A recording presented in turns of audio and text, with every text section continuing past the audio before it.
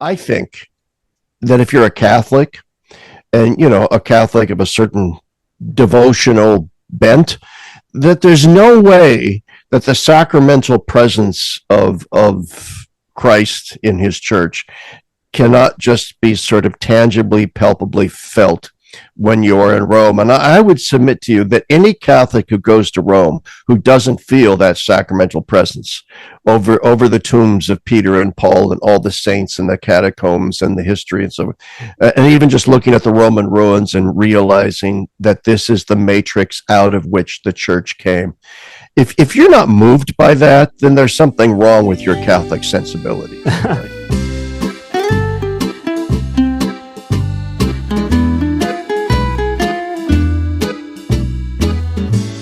Welcome to another episode of the Spe Salvi Institute podcast. I'm Bobby Mixup. This week, unfortunately, Andrew can't join us, but I'm so happy to have with us an old friend, Larry Chapp. Larry Chapp is a retired professor of theology from DeSales University. He is the owner and manager of the Dorothy Day Catholic Worker Farm in Pennsylvania, and he's also the writer and host of the popular podcast Gaudium et Spes 22, which we were just talking before this podcast of how actually much fruit that podcast has borne. So welcome back to the podcast, Larry. Hey, it's always great to be on your show, Bob, and good to be here. Likewise. Well, you've had an interesting couple of weeks in Rome. So observing the Synod and writing for First Things, I've been checking out your observations and your articles for the past couple of weeks, and I've just really thought they were really insightful. But before we get into the Synod, I thought maybe we could, maybe you could tell us what your experience in Rome was like. Oh, well, the experience in Rome, first off, you just got to love Rome. Rome's my favorite city in the world. If there's somebody out there listening who wanted to bequeath to me $1 million so I could move to Rome and live there permanently, I would do so. I would happily take it. And I'm confident that will not happen. Because, I love Rome. And I'm just going to say this. One of the it's not just in this, a sort of subjective disposition. There are many things about Rome not to love. It's crowded, it's noisy, it's hot, it's filthy in places, and so on, inefficient. But still, I think that if you're a Catholic and, a Catholic of a certain devotional bent, that there's no way that the sacramental presence of Christ in his church cannot just be sort of tangibly, palpably felt when you're in Rome. And I would submit to you that any Catholic who goes to Rome who doesn't feel that sacramental presence over the tombs of Peter and Paul and all the saints and the catacombs and the history and so on, and even just looking at the Roman ruins and realizing that this is the matrix out of which the church came.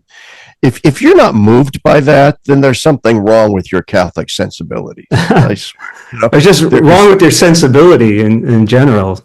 Yeah, it's just, I'm fully aware there's issues with Rome. And I didn't like it. I didn't like okay, fine.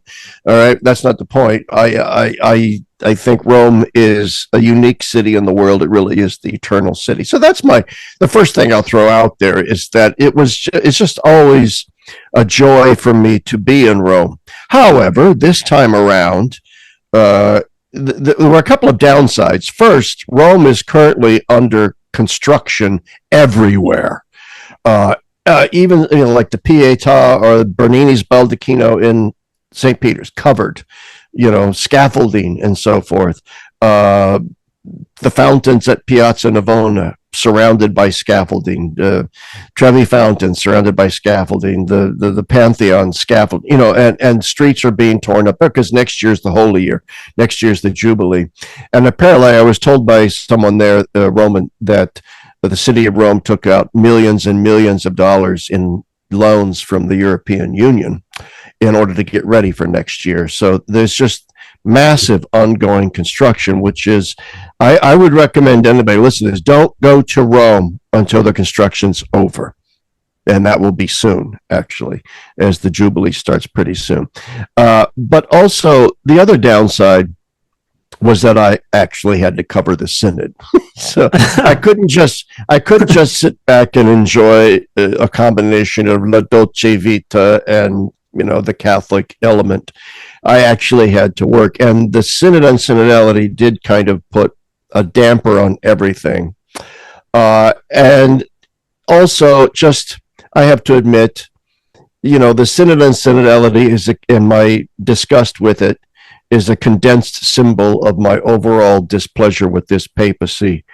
The entire time I was in Rome, for example, I never went to a papal audience because I didn't care. Although, when I was in Rome and Benedict was Pope, I made it obvious I never missed a papal audience, because just the joy of seeing Pope Benedict, was a happy moment for me. But I don't despise or hate Pope Francis, but he moves me not one bit. I think he's a lousy pope, and I think the Synod is a condensed symbol of just about everything I dislike about this papacy. So it was distasteful. I was there to do a job, and I'm glad that I was there to do it. And there were other journalists there doing it as well. I spent some time with George Weigel. Jonathan Liedl of the National Catholic Register was there. Jade Henricks of the What We Need Now Substack was there, and a few. Robert Royal was there. Went out to dinner with him, and I met with Bishop Barron and a few other people. So, yeah, there were elements of joy even in covering the Synod, but there were people there doing a job. Like when I met Bishop Barron, I know Bishop Barron. Yeah. I'm not going to say what things that he said because they were said in confidence, but the main thing I can say, he was exhausted. The entire thing was just exhausting. Yeah. Both for those of us who are covering it and especially for the Synod participants. And I'm just glad that it's over. And I think that it's going to end up being a big nothing burger. Yeah. Yeah. Well, I'll be honest. I really haven't been tuning in to the Synod other than reading your articles on it, which, I think is almost kind of like a report on the state of the church, which is interesting in itself. But yeah, the Synod has not moved me, but I really liked your comment at the end. You said it just kind of led to disappointment overall. I mean, the people who were really, really, really hoping they'd get something out of this were disappointed, and the others, it just didn't interest them at all. Would you say that's correct? Oh, that's absolutely correct. The whole thing is just bizarre because it ended up being neither fish nor fowl. Yeah. In many ways, it really was kind of a little mini-me Vatican II, because I'm old enough to remember. I'm not old enough to remember the lead up to Vatican II, but I lived through its immediate aftermath as a young man. But I know that Vatican II raised all the liberals, in other words, as the council was being prepared, progressive theologians, progressive people in the church, the mass media raised expectations. Oh, we're going to get women priests. Oh, we're going to get married priests. We're going to get contraception. We're going to get this. We're going to get that. And of course, in the current Synod on Synodality, we're going to get gay marriage. We're going to get the legitimation of gay sex. It's just all going to be so wonderful. And we're finally going to get all these wonderful changes that we've wanted for so long. And the Synod organizers did nothing to throw cold water on any of that rising tsunami of expectations. And so when the Synod actually happened in this second phase, and none of those things happened, very few of them were even discussed at the Synod. And the final Synod document, the most that it gave to the liberals was, oh, the women deacons thing, yeah, that's still kind of an open question, which I think is an unfortunate thing to have slipped in there, because the final document that the Synod participants actually voted on, that statement was not there. That statement that the ordination of women to the diaconate is still an open question was not in the document that the Synod participants voted in. It was added in after the vote was taken and before publication. Now, whether it was added in at the request of Pope Francis or the Synod organizers just tossed it in, doesn't matter. Pope Francis signed off on it. So in a lot of ways, the reason why I'm bringing this up is it reminds me a lot of Synod Part 1, last year, where 1 week after the synod was over and everybody, was disappointed that LGBTQ, this, that, and the other thing hadn't been pushed more strongly. 1 week after the synod was over, unbeknownst to anybody that he had even been working on it, Fiducia Supplicans got published. Okay, without any consultation from the synod participants. So in other words, here you have this emphasis on, we're going to be a synodal church. We're synodaling here. Let's all synodal together in a synodal way as we synodal to Oz, synodaling down the synodal brick road. Synodal, using this nonsense word. It's repeated so much that nobody even bothered to define. And you get to the end of this entire process, and the Pope just does whatever the hell he wants anyway with fiducia. So just like at this last synod, the ink isn't even dry on the final document, which they tossed things into surreptitiously that nobody voted on because, who cares? And the encyclical on the Sacred Heart came. By the way, it's a great encyclical. It's one of the best things produced by this papacy, in my opinion. Okay, and 3 days after the stupid thing's over with, there's this encyclical everybody's talking about, and the Pope didn't even issue an apostolic exhortation like popes always do at the end of synods. So it was almost as if Pope Francis himself was yawning at the whole thing, like, okay, we did it. We're done. I'm just signing on the bottom line. This is magisterium. Now let's just move on. This has been a 3-year process, and the actual synod took place in 2 stages.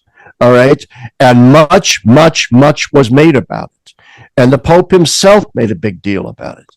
And therefore, to get to the end of the entire process, to have it accomplished absolutely nothing in terms of the expectations of the right or the left, and then to issue no apostolic exhortation of any kind, and to throw in an ambiguous statement about women deacons after the Pope himself in an interview on 60 Minutes said no, bluntly, to the question of women's ordination, just leaves you with this giant feeling of who is running the place? What is going on?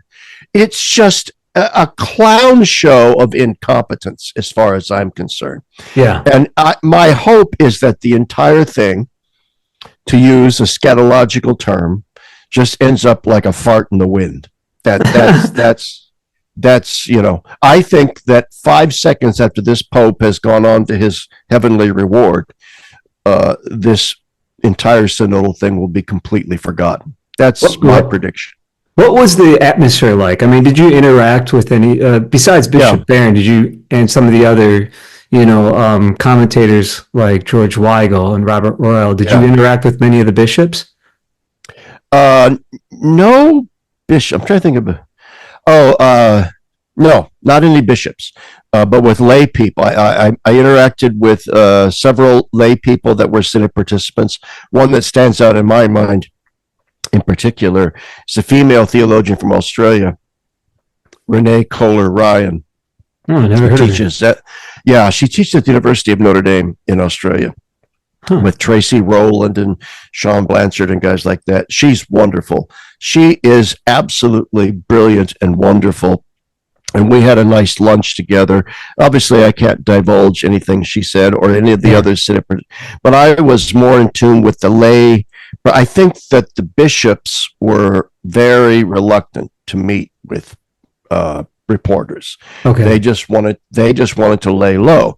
And the only reason why Robert Barron met with me wasn't because he was dishing any synodal secrets, because he's a friend of mine. And he knew I was in Rome, and he's a friend of my wife, and we just met for dinner, and we didn't really talk that much about the synod at all, other than for him to say that he was exhausted, that it was exhausting. And I don't think there's any state secrets being let out by saying that, Well, I think he said that in his recent article on the synod. So, nothing secret about that. But so the overall mood from the people that I met was, I think that was the overarching sentiment, was it's exhausting. And part of what was exhausting about it wasn't just the physical schedule of sun up to sundown that they were subjected to, 6 days a week, by the way, but simply that it seemed to be an open-ended process without any direction.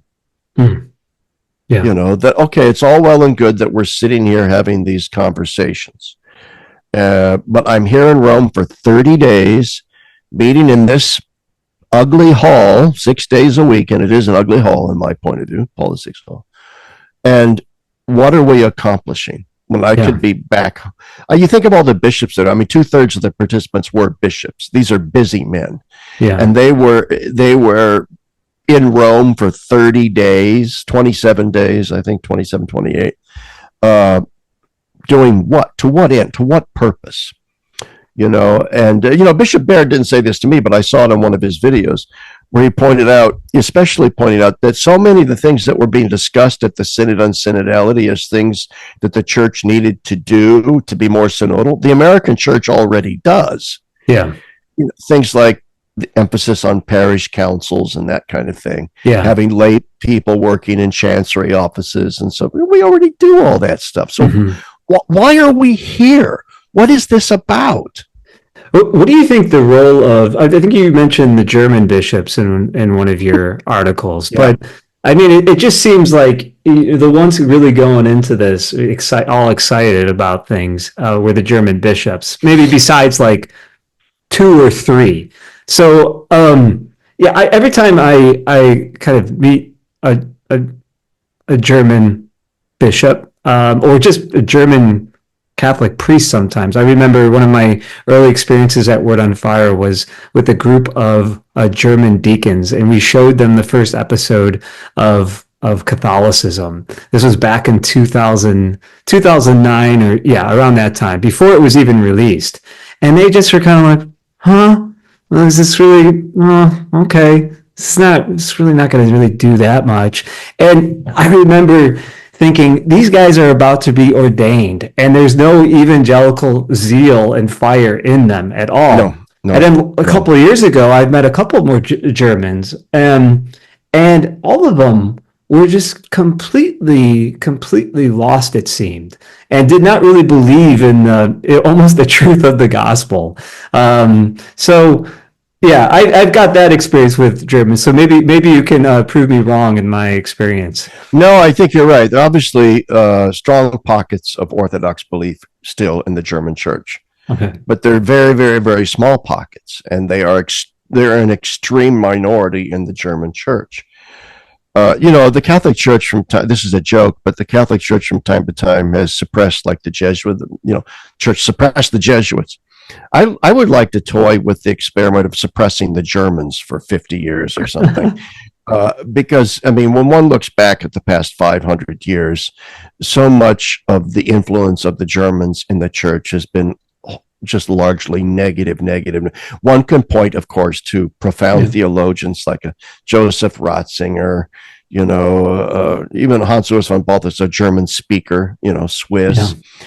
Guys like that, and point to that. But overall, what was that famous book written after the council? The Rhine flows into the Tiber. Yeah. And one of my complaints still is, we're talking about a synodal church that goes to the peripheries, that goes out into the margins of the marginalized people of the church. And so who do we put in charge of the Synod on Synodality, but a bunch of Europhiles, a bunch of Eurocentric old men like Cardinal Hollerich of Luxembourg, a country where the church is damn near dead. It's on an iron lung that's keeping it alive. So why are we, and the German influence, of course, was significant as well. So why are we taking bishops from failed churches in places like Germany and Luxembourg and putting them in charge of important things in the church? If anything, they should be silenced and suppressed and told, you know what, don't talk. Just shut your pie holes for 50 years and come back here when you've got something to show us, other than steep decline, other than turning your beautiful ancient Gothic churches into museums and discos and bars, okay? Other than turning everything over to the Muslims or turning everything over to the seculars, all the while living off the fat of your stinking tax, your stupid church tax. It's the only thing. It's like living on a damn ventilator. All right, unplug the ventilator and see how long the German church survives. And I know I'm getting vitriol, but I'm half Polish. All right, and that half Polish side of me says to hell with the Germans. All right. To hell with the Germans. And I have strong feelings about that. And I say that as someone who's learned from the Germans. Right? I had to learn German to read Balthasar to do my dissertation. So, okay. Yeah. Great. And I mean, I love German food and German culture and all that. Don't get me wrong, but you get the point. Yeah. That the German, the Synodality is a failure, and so why Pope Francis doesn't just put the kibosh on it like he puts the kibosh on traditionalist things? Isn't that interesting? All right, so like in Tyler, Texas now, there's no traditional masses allowed at all except at the FSSP parish. All right, so Rome keeps coming down harder and harder and harder on the trads. Fine, I'm not a big trad fan, but nevertheless, all right, it's like there's no enemies to the left of me. There's lots of enemies to the minuscule right of me, but there are no enemies to the massive left of me, and I'm not going to move against them. And yet he should, and yet he doesn't. And so there you go. That's the German influence at the Synod. It should be excised. Yeah, but yeah, I mean, I want to stress too, though, that those small pockets, though, of Germans. I mean, I'm thinking about so many. I mean, right now, actually, I'm talking to a German from Regensburg. I've been in touch with him, and he's now currently living in D.C. and feels like finally free in the American church to be himself and embrace the faith. But like the rich tradition too. I mean, Pope Benedict the 16th can only be understood coming out of a German context. There's so much richness in that tradition that it is very sad to see that that's not maybe currently being represented. I mean, I did a couple of years ago, I met Bishop Stefan Uster, who was a student of Ferdinand Ulrich. And Ferdinand Ulrich himself, I mean, is a fascinating figure. And I know that he influenced Balthasar, but it seems like people like that are going, and with the death of somebody like Robert Spemann, I'm not sure how many of those are still around. So, well, that's the thing. I mean, there was the era of the giants. In Germany, even someone like Karl Rahner, whose theology I don't see eye to eye with on many levels, and yet nevertheless was a brilliant theologian. And obviously the Tübingen School, all the great theological and philosophical thinkers that the German Church bequeathed to us. I don't deny any of that. I've learned it from all of them. It's obviously like I said, it's a joke when I say, they should be suppressed. Obviously, these pockets have got to rise up. But you've just said it all right there when you said that your friend who's now in Washington finally feels liberated to be himself. Well, what is it about the German Church that he can't be himself? Why can't he, in a sense, come out of the closet as a believing Catholic in the dadgum German Church? And we all understand the dynamic that's going on there. It's a church completely taken over by the progressive wing. And so if you express in any way, shape, or form displeasure at the ordination of women or the whole LGBTQ agenda or the entirety of baptizing the sexual revolution, if you voice any sort of standard Catholic objection to those things, you're going to be canceled. You're going to be canceled in the German church. You're not going anywhere. And so the days of the giants are over. I can't think of a single modern German theologian that is of the stature of a Joseph Ratzinger or of a von Balthasar or somebody like that. I can't. Maybe they're out there, but I haven't seen them. I think the lifeblood of the church is elsewhere. Yeah. Let's go back though to this experience of Rome. I mean, when you were talking about your experience, I mean, I was thinking about the movie by Paolo Sorrentino, The Great Beauty, and this kind of like juxtaposition of the sacred and the profane. And it just seems to me that, like, as an American, I remember the first time I went to the city of Rome, or just Europe in general, walking the streets, especially the streets of Rome. It just seemed like there was life in the streets, and that anywhere you went, you had the mixture of the sacred and the profane. I never experienced anything like that in America. And so, I mean, it was always shocking to me, though, when you say the Europeans are at least the European bishops are the ones advocating for these things that are just so boring, in which Yeah. they won't. It just seems like maybe they're perhaps blind to the very things that it takes an American to see walking those streets. Which you have that Yeah. a mystery almost kind of to it. Oh, I agree. I think to a great extent, the Europeans who are surrounded still by the very architecture of the age of faith in every nook and cranny of their major cities, I think can be blinded to the full weight of secularity that sometimes I think it takes really an American to appreciate, because we do not have that juxtaposition of the sacred and the profane in our urban centers. We just don't have it in the same way that for example, you would in Rome or Cologne or other European, Paris, and so on. I remember when I was first in Rome, which was many, many years ago now. I was, speaking of the mixing of the sacred and the profane, I had just finished a wonderful lunch at Piazza Navona. No, actually a supper at Piazza Navona. And, I had a few Negronis and a few other things to drink and was feeling no pain and had been out with friends. And, so there's the profane. That was La Dolce Vita. That was enjoying myself in Rome. But I knew that around the corner was the Church of St. Augustine. And it was a church I had always wanted to see and had not seen it. So I thought, well, before I go back to my apartment, I'm going to just go around the corner and go to the Church of St. Augustine. And I didn't know anything about it. And I wandered into the church, and I saw that there was somebody's tomb way back in the back end of the church. And, in Rome, there's tombs and all these, and you're always curious, oh, who's buried there? So I wandered back there, and it was the tomb of Augustine's mother, St. Monica.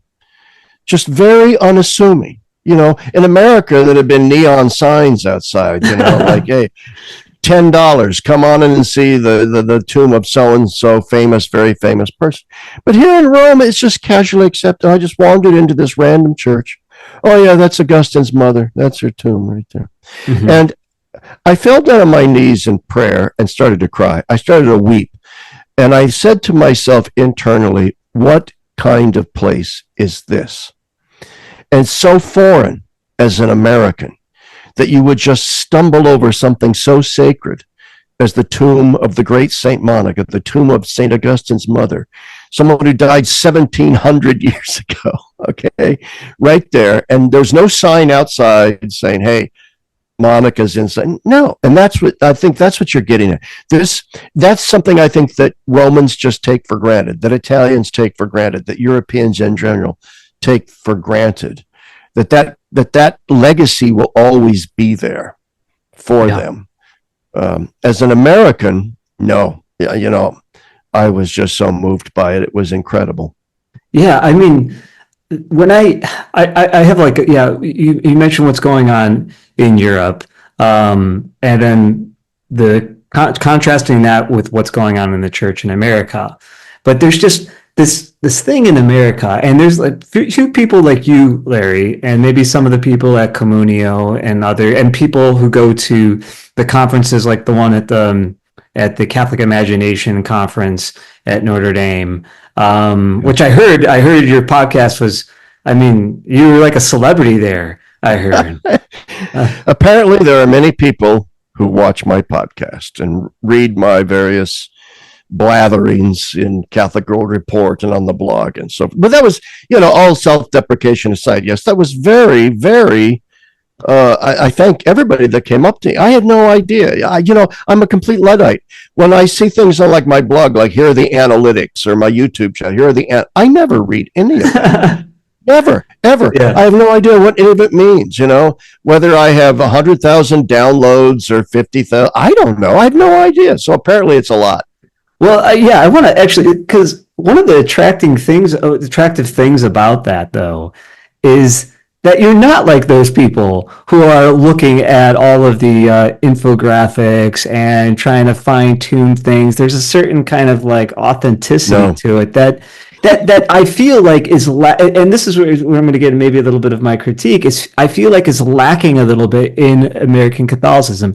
Andrew calls it American or Catholicism Incorporated, where it's almost kind of like this industry where you have these, and I've got to be careful here because I know some of these people and they're very like they're very good people, and they have good intentions, but there's this. I feel like what's being produced in the kind of cultural Catholicism of America is just mimicking a consumer, let's say like a certain superficial consumerism that doesn't have much depth to it. It's like lacking in like what maybe Giussani would call like mystery. And it just, to me, it's just totally forgettable. And I always get a little bit upset when I hear from some Polish people who are saying, hey, can you get me in touch with so and so, or can you or we want to be doing things like the way the Americans are doing it. And yeah, they get tons of views, but at the same time, there's just something that isn't really, I don't know. Just doesn't seem like that's gonna last. So, anyways, that's a long tangent. I know, I agree, but it is true that I have deliberately resisted monetization, for example, of both my YouTube channel and my blog in general, even though I could monetize them. They've reached, I don't know what the subscription levels are, but they've reached a state where I could monetize things. But I absolutely refuse to do so. I've had other people say to me, well, why don't you at least put things behind a paywall on a Substack? No. As soon as you do that, first off, you do begin to write for an audience. These are my paying customers. It's not clickbait. It's an awareness of these people are paying for content. And therefore, I have a kind of moral obligation to provide them, my subscribers, with the content that they're paying for. So if it's a largely very conservative subscriber base, I'm going to write very conservative things, and vice versa, or whatever. So you end up in this balkanized echo chamber. And you're right, these are good people. This is not I'm just saying, for my sake, I will never monetize. I will never Substack, never do any of that, because I want to have the authenticity and the freedom to wake up some morning and say, you know what, I hate capitalism. And I know I have largely a conservative readership, but I really don't like Donald Trump and I hate capitalism. And I want to have the freedom to say so and not have to worry about, oh, there goes $2,000 of Substack subscriptions out the window, or I'm displeasing my base. I just call it like I see it. That's it. Can you say, maybe on the Donald Trump thing? We're filming this like a week after the election. So, I mean, do you have any observations on that? Yeah, I just did a podcast yesterday on my blog with the theologian David Dean, who's a Canadian. He's written a great book, The Tyranny of the Banal. Great book. Everybody should read it. And Rodney Hauser, my former colleague. And the first half of the thing, we talked about development of doctrine, but the last part of it, last half hour or so, we talked politics. So I'll just sort of repeat now what I said then, which is that, to repeat a criticism of David Dean's, which is that we now live in a post-Christian culture, but we are increasingly also in a post-liberal culture. And so we have to be aware that the post-liberal, post-Christian right wing is probably even scarier than the post-liberal, post-Christian left wing. The left has been post-Christian and post-liberal for a long time. But there is this emerging thing in the United States of a kind of post-Christian, post-liberal right wing.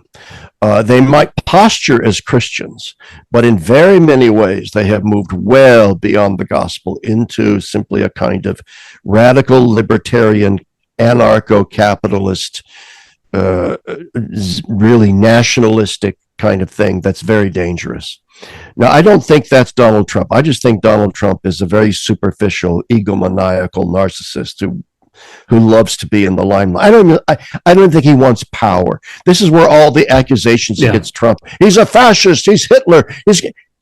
He doesn't want any of that. He doesn't really want power. What he wants is praise. What Yeah, he yeah. wants is legacy. What he wants is to be known as, I'm the greatest president ever. Look how many times he gives us. We've never had an economy that strong. We've never had immigration better than what we had then. It's the greatest presidency has ever been ever. That's what he wants. He Yeah, simply wants to be known as the greatest of the greatest, the biggest of the big. yeah. And so I have very low opinion of him in terms of expectations, but I also do truly believe that there are forces on the right that are as dangerous, if not more so, than forces on the left in this post-Christian, post-liberal environment. And so I am not at all optimistic about American politics. And as I said yesterday in the podcast, I follow the example of Dorothy Day. I don't vote. I don't vote because I consider voting to be participation in an illusion, and therefore the perpetuation of an illusion, the illusion of true democracy, the illusion of participation, the illusion that we make changes, and so on and so forth. And I do think it's a ruse. I think it's an anesthesia, a narcotic meant to numb us to the fact that the rich and the powerful are what govern the United States. It's essentially a hidden oligarchy. People call it, the deep state. I don't know what the hell that is. What I know is that wealth and power are what move the world. And America is the preeminent wealth and power center of the world. And that's the oligarchs that run the country. And if we think that voting matters, think again. Now, that's my cynical take on things. But, I go back to Barack Obama. I was in London in 2008 when Obama was elected. And I remember that Londoners were euphoric. It was like we'd elected Jesus Christ to the presidency. I mean, he was treated as the inbreaking of the eschaton. Yeah, Oh my God, Barack Obama, the first black president, community organizer from Chicago, this wonderful man with all these correct opinions and ideas. Si se puede. Yes, we can. The president of hope, and so on. Well, that president 8 years later did not move the needle of anything. If anything, for example, black Americans were worse off than before Obama was elected president. And Obama retired an extremely wealthy man who now has mansions at Martha's Vineyard and in Hawaii, and he hobnobs with the rich and the famous. So yeah, si se puede. Yes, we can. Yes, we can become rich. All right. His economic team was made up largely of Wall Street, Goldman Sachs types. He waged forever wars in Afghanistan and Iraq. He didn't bring anybody home. In fact, he dropped more bombs in Iraq and Afghanistan than George Bush did. And so, yeah, but he's the great emancipator. He's the great hero. And so I always hold Obama up as an example of the fact that it doesn't matter who you vote for president of the United States. There really is a uniparty that runs there's going to be debates over things like abortion or whatever. All right. Those are extremely superficial. Yeah. Not that the issue is superficial. The issue is not but the resolution is superficial. No, I know. And you oftentimes hear with Trump, though, that kind of that the one party, state is kind of broken up.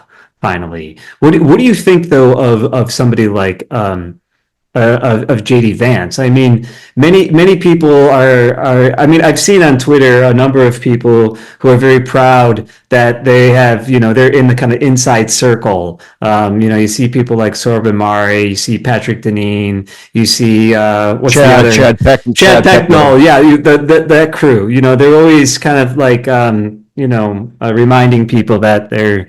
Not to diss that, that they're close to JD, but yeah. Do you think that JD at least can perhaps maybe balance out that trajectory and fear that you have of the post-liberal, post-Christian right? No. Personally, I think JD Vance is a very interesting man. I don't know a lot about him. I'm encouraged by the fact that he reads people like Patrick Deneen. All right. Yeah. And when he speaks in a highly intelligent and articulate way. It's clear he's an educated man who knows his stuff. I think his faith is genuine. His book, Hillbilly Elegy, is fantastic. He comes from a humble background. I mean, he's got the whole package and the whole story. And yet, as soon as he was offered the vice presidency, he suddenly abandoned his pro-life convictions. Yeah. All right. Not that he really did abandon his pro-life convictions, but for the sake of political expediency, he had to hide the fact that he's pro-life. Because Trump was suddenly now, I'm just all about states' rights. That's all the overturning of Roe v. Wade was ever about, was simply states' rights. That's all it was, and that's where we're going to leave it. And I'm even going to pay for, in vitro fertilization treatments. Anybody that wants IVF gets it for free from the government. That's how pro IVF I am. And all of a sudden, this becomes J.D. Vance's position. So I sit back and I say to myself, well, so much for that great hope. Yeah. Just another man who sold his soul for political expediency. Yeah, that upset me too. And I get, okay, I'm sure if we were to sit down with JD over a beer, as I've seen pictures of, I saw a picture of Deneen and Chad Pecknold having before JD was, vice president. Yeah. Probably when he was just a senator. Right. And I thought, okay, I'd love to have been the fly on the wall in that conversation, because I guarantee you, if you were to sit down and have a beer with JD Vance, then his true theological convictions would probably come out. And, I'm pro-life, anti-abortion. Absolutely.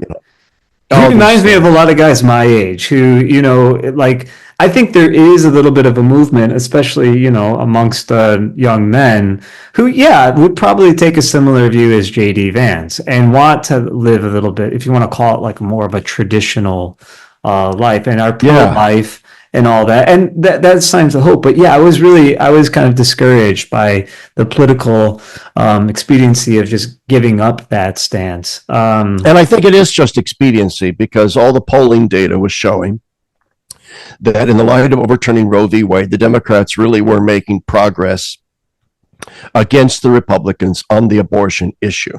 So I think JD would say, hey, look, I'm over a beer, secretly, sub rosa. Hey, look, I'm as pro-life as the next guy, but come on, we had to hide this under a bushel basket. Otherwise, we were going to get cream-elated by Kamala. All right, so just cool your jets. We got stuff in the works down the road once we get elected. So don't get all upset just yet. So, okay, fine. But then next election and... Yeah, and then what happens with the next election? At some point, you'd have to say, I think, if we lose this election because we stand by our pro-life convictions, then so be it. Yeah. Then so be it. What's so important about being elected when for the wrong reasons? What's so important about that? That's what I don't understand and I don't get. I understand political strategy and expediency, but he's supposedly this very devout Catholic, and that's Ed Fazer was good on this on X, and he took a lot of heat from a lot of pro-Trump Catholics for being anti-Trump. Don't you understand how great Trump? No, anyway, those are my political thoughts. They're no better and no worse than anybody else's. I'm not a political scientist or philosopher, but that's how I think about these things. Yeah, and I mean, like with Elon Musk, I mean, so many years ago, I don't really know if Elon has like articulated his vision much, but he seems to be, I mean, he's kind of, it seems to be a technologist. He obviously, it seems like he's concerned maybe about having children because of, population issues mainly and all of that, which is, I guess, important, but it kind of worries me once I see a lot of the people who Trump's appointing to various positions that this might not be something that many Catholics should be embracing as much as some have. Yeah, I mean, Matt Gaetz is Attorney General. Geez, Rubio is Secretary of State. I don't know. But Elon Musk I think Elon Musk is truly in favor of freedom of speech, and I believe that he found that the Democrats, in moving against social media platforms, were not his friend. I think he's a true visionary. He's like the Thomas Edison of our time. As I said somewhere on podcasts, I don't know when, I had a surge of great pride as an American as I watched the SpaceX rocket come back down to Earth and captured by the chopstick things there down in Texas. And, I'm 66, grew up in the Apollo moonshot era. That stuff still speaks to my soul. and you talk about si se puede. I saw that rocket come down and get captured by those chops, and I thought, you know what? America still has some mojo, baby. We still got some mojo. All right. And Elon Musk is the Thomas Edison of our time. That's and right. And I think that he looks at the Democrats as people who want to stifle that kind of creativity. Also, he has a child, a son, who in the public school system in California was apparently convinced that he's actually a girl, and they were transitioning him against Elon's wishes and so forth. I saw an interview with Musk where he said he felt like he'd lost his son. So I think the transgendered issue, in other words, so you just put all these things together, and I think Elon Musk really started to begin to realize that the woke culture was not good for him. I liken him a bit to a Jordan Peterson type, that he's on the cusp of having he's not intellectual like Peterson, but he's on the cusp of having genuine insights into things, but is lacking something that pushes him into faith. I think that is. Yeah, I have to say he is onto something. He can call out a lot of the nonsense. And there's still a sense of humor about him, which you oftentimes don't find in the people who are critiquing him, immensely. But I have to say, even though despite some of the critiques I have of Elon, I kind of like him, and I think he is onto something. But and full disclosure, my nephew, my brother's son, believe it or not, is a rocket scientist. I know somebody who's a rocket scientist, and he works for SpaceX out in California. So full disclosure, I'm sort of biased in favor of SpaceX for a lot of reasons, not the least of which my genius nephew works for them. Fascinating. Well, I want to go to a comment that you mentioned in, you talked in one of your articles for First Thing about re-weirding Christianity. And I've been thinking about that a lot. I mean, other people have kind of said similar things recently. Oh, a lot of people have. That's not unique to me. No. But I'm not trying to call that out or anything. But to me, I just really appreciate that, because oftentimes, and I think maybe this has to do with some of maybe the Europeans forgetting things, that you become so familiar with the Christian story and even the language of Christianity, that the best thing for me is I love doing word etymologies, just to kind of blow up the the idea I have of a word, or even just these phrases that we just use all the time. And it just, anyways. So I was thinking, when you say re-weirding Christianity, to really focus in on the thing that you're actually doing or saying, and then you just start to notice this is quite strange. You have anything to say about it? Oh yeah, I mean, we get so used, and the world is so used to the Christian message. It is a great mental exercise to do what you just said, to sort of go back and place yourself in the 1st or 2nd century, and to ask yourself, what would an average Jew or an average Roman citizen have thought hearing this Christian message for the first time? And it would have seemed utterly bizarre. In fact, the Romans accused the Christians of being anti-human, because they seemed so contrary to all the natural impulses of human instinct, and so contrary to it, and these weird. And of course, then there was the Eucharistic ritual of eating the body and blood of Christ, worshiping a man that was actually crucified. I mean, it would be like, I said to my students once way back when I still taught, it'd be the equivalent of me walking into class one day, and I was wearing around my neck on a necklace a small, tiny replica of an electric chair. And you would say, well, what's that? I'd say, well, there was a guy that was killed in an electric chair 20 years ago that I believe rose from the dead and died for our sins in the electric chair. And I was a follower of his. And now I'm going to, you get the point. People are looking at it, oh, well, good luck with your electric chair cult. That is exactly what an average Roman would have thought about Christians worshiping a man that had been executed on a cross, which is why actually in the first 2 centuries of Christianity, the cross, the crucifix, was not a central symbol of the Christian faith. Other things were. It comes in later. So but other people have used the word the weirding of Christianity, and then you had like Paul Kingsnorth talks about the rewilding of Christianity. Yeah, and then there is some deacon, I can't think of his name, who runs a blog, and it's called the Weird Catholic or something like that. I encourage people. It's pretty good blog. It's called the Weird Catholic, and he's talked for years about the re-weirding of Christianity. Just think, for example, what must have been like to have met Saint Simon the Stylite, who sat up on the pillar for 20 years of his life, or what was it? What was Saint Francis of Assisi like? Seriously, what was Saint Francis of Assisi like, or Saint Catherine of Siena, or Saint Benedict living in his cave, and so on? I mean, translate all of that into our milieu, and then ask yourself, what would that kind of sanctity look like in our culture today? Who's doing it? Yeah. Where are they doing it? How weird does it seem to people? Well, it's one of the things that attracted me to Dorothy Day. Okay, nobody wants to live like Dorothy Day. Right? Very few people want to live like Dorothy Day. And so when she says things like, yeah, you should give away everything, give it to the poor and live like the poor, we all like, okay, look at all the books behind me. I'm a follower of hers, and yet I'm not completely on board the paying train. Come on. Yeah. But there's a provocation there. There's an attractant there. Yeah. Yeah.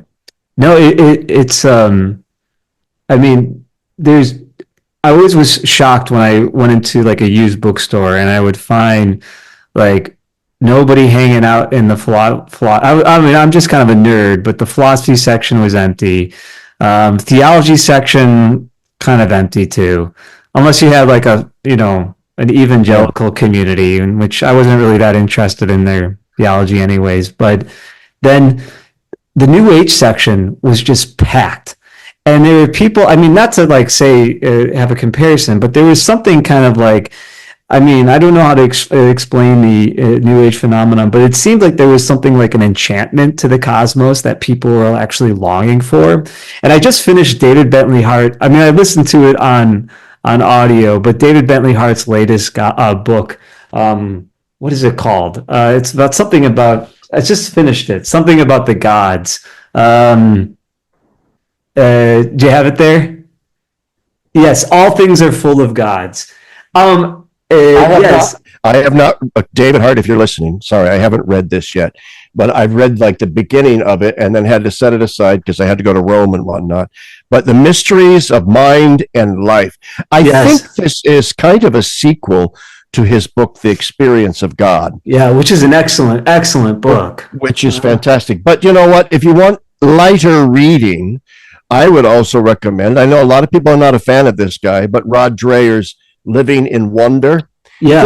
This is basically making the same point about that you're making, and David Hart makes, and others have made, Ian McGilchrist and others, Eugene McCarraher. We need to re-enchant. We need to re-enchant our lives. That's why people are attracted to the new agey kind of stuff. I'm actually interviewing on my podcast Rod Dreher in a few days. Nice, on this book. On this book, I know a lot of people are down on Rod. I'm a big Rod Dreher fan. I think Rod's a great guy, and I just unashamedly say so. Do I agree with everything he says? No, but he's got his finger on the pulse of what's wrong with the church and what's wrong with our culture and what the solution is. And the solution is, I mean, he quotes Karl Rahner in this book. Rahner was right about one thing, which is the Christian of the future is going to have to be a mystic or he won't be a Christian at all. Yeah, absolutely. And Rod Dreher actually does something really interesting in this book. He amends Rahner's quote and says, I would say, rather, instead of saying that there won't be Christians at all, it would be better to say the Christian of the future has to be a mystic or they will be anything at all. Which I think, in other words, it's a play on Chesterton's phrase. It's that when modern people cease to believe in God, it's not that they now believe in nothing. It's that now they will believe in anything. There's nothing more superstitious than a post-Christian, re-paganized, scientific, naturalistic sort of person. Yeah. nobody more superstitious and gullible than that. But to go back to like the David Bentley Hart stuff though, like he wrote an article which he kind of like puts into the ending of his book, which is like Christ or Nothing. Which it's even if you have that new age stuff, it's still kind of like a boutique phenomenon, and the will. See, it's like the nihilism of this kind of like voluntarism, which it's ultimately me, and like the powers of Zeus or whoever, like whatever the deities are. I used to have a student who was really into the Wiccan stuff, and at the end of the day, though, it just seemed like behind that was the will. With this desire for an enchantment, but nevertheless, it wasn't like this real longing to go back to paganism. So, I mean, so yeah, go ahead. I'm sorry. I wanted to ask you a question about the Christ and nothing stuff. Yeah, no. Well, you say, I mean, like I said, I've just read like the first 30, 40 pages of this. Yeah. I had to set it aside. So towards the end, you say he talks about it's Christ or nothing, because he wrote a famous essay in First Things like 20 years ago now. Yeah. That was called Christ and Nothing is the title of it. Yeah. He made this point long ago. Yeah, I'm referring to that article. He does not talk about Christ in this book. But he does at the very end I think it's in the coda, where he says that, living in the age of the machine, in which, with this mechanism, and I know that you've written about this an awful lot too, in which, this world of parts outside of parts, with just basically brute force being the sole principle of the world, with the will being behind all of that. Modernity for him equals nihilism, and he kind of has this there's this longing, and he gets into this longing to be at home in the cosmos, and the only way you can think of the world as home and being as home is to think of it as like being an intelligence as being the same thing, but all things as being a participation in the mind of God. He ends with this though, because it's a dialogue between the various Olympian gods, and it ends with they're going to spend time looking at the plants and the flowers in the garden, and it ends with them resting on the seventh day. And so it kind of and there's a point at which in which all the gods go silent. So it's an excellent book. But I can't wait to read it. Yeah. And David's a friend of mine, and I can't wait to read it. He has veered lately, and I'm really interested to read it because the theology of nature and grace that it espoused. And I'm the nerd theologian in me is now speaking, because it seems to me Hart has moved closer and closer towards a kind of fusing together almost of nature and grace, a kind of spiritual monism, as opposed to the realm of paradox that you might see in de Lubac or John Milbank and people like that. I saw an interview, a discussion with he and Milbank had, where Hart was criticizing Milbank's reliance on paradox as way too much. I think Hart wants to move in increasingly monistic directions. No, I think that's both good and bad, but I'll have to unpack it. He's just a genius. I don't care what conclusions he reaches sometimes. I just love to follow the path of his mind as he thinks. It is such an exquisite mind. And I even love his insults. I'm sorry. I mean, I've had email exchanges with David where he's insulted me and I just take it with a grain of salt. It's like, okay, it's his way of saying, ain't nobody got time for that. All right. You know what? This is so stupid. I don't want to deal with it. Yeah. It's almost enjoyable to be insulted by him, maybe. Well, it is. And you're taken aback and you say, okay, maybe that was really a stupid thing for me to say. So maybe I'll go take a look at it now. But, he shows his love for Indian philosophy, which I think you can really appreciate a lot from the Vedantic tradition there, because he oftentimes repeats, Atman is Brahman. Brahman. Yeah. Yeah, and I think there's a lot to appreciate in that. Well, yeah. I mean, the fact is, there is a sense in which, and this is where I'm interested in heart. I mean, when you look at the Buddhist and Hindu critique, say, of Advaita, the world of dualism. In other words, they're speaking about the manner in which, as we experience reality and day-to-day consciousness, we do have this tendency to bifurcate things, to disintegrate things, to destroy the unity of things, and it does require you see this even in Christian mystics, a stepping back from the fragmentation of the world of stuff into a world of contemplation and meditation in order to reintegrate all of those things, to re-enchant all of those things requires prayer, meditation, contemplation. Now, where Hindus and Buddhists might differ from Christians is what that re-enchantment is going to look like. And to what extent it involves an incarnational blessing and retrieval and transformation of the world of stuff, the world of what I call the world of sticks and shit, that world, as opposed to maybe simply I know it's a bit of a caricature, but a flight from that world, a denigrating of that world is illusion and so forth. Anyway, this is all stuff that I'll be interested in as I'm reading Heart. Well, I look forward to you maybe having a conversation once you read that book. Maybe having a conversation with him, and maybe he would actually like to come on to our podcast as well. But Larry, it's getting late in the evening here. It's always great to catch up with you, to hear your thoughts. And I can't wait to have you back on with Andrew Petiprin next time. So thanks again, Larry.